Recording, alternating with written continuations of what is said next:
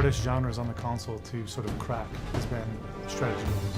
People were making games that both ran on the PC and ran on a console. They weren't taking advantage of the controller, they weren't taking advantage of the screen, the television. All right, we're going to rework this, and we're not going to build a game that can work on both, and we're not going to do that. We're building a game for the console, and we said, let's start from the beginning.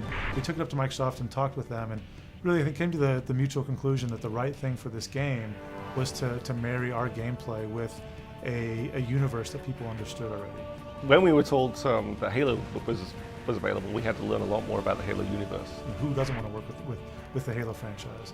And taking those characters, that world, and putting our gameplay with it was sort of a perfect marriage. During that time we found out that Halo itself started out as an RTS game, which of course was kind of interesting.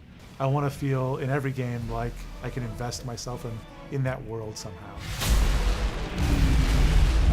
We realized very early on that the one thing we had to get right was the controls. One of the biggest concerns I know that's out there on the internet is, how can a strategy game exist without a mouse and a keyboard? You're going to have to figure out a way to get the same gameplay on a console controller. And I think we've done that in Halo Wars. One common thread is each time we went back and sort of rethought about controls, they got simpler. What are the basic fundamentals that are fun about RTS? How do we have to control them? How do we use our controller to control them? I wanted one button to do one thing. Whereas before, you look at a console strategy game as well, if you press this button here with the trigger pulled, pull the other trigger at the same time, and press these two buttons, it's just too much. A lot of things came out of that. The circle menu came out of that. The circle menu that we use in Halo Wars is one of the things that I think really stands out in the game.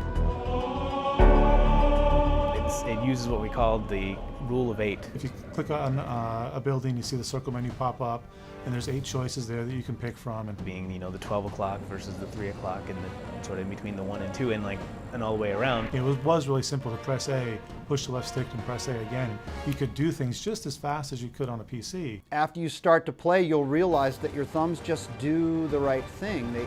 They kind of go where you would expect them to go.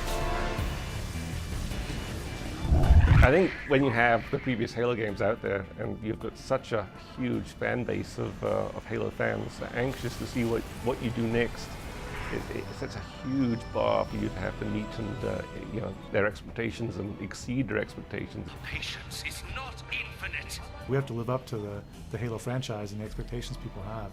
So they expect to get a great story out of Halo, and I'm certainly a little biased, but I think the way that we told our Halo stories is going to help set a bar back on Halo itself to tell their stories even better next time.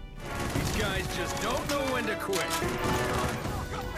The way that strategy gamers, who know enough about the origins of the genre, they go back and talk about Dune 2 and the early Warcraft games, and I hope in 10 years people are talking about Halo Wars in the same way. Background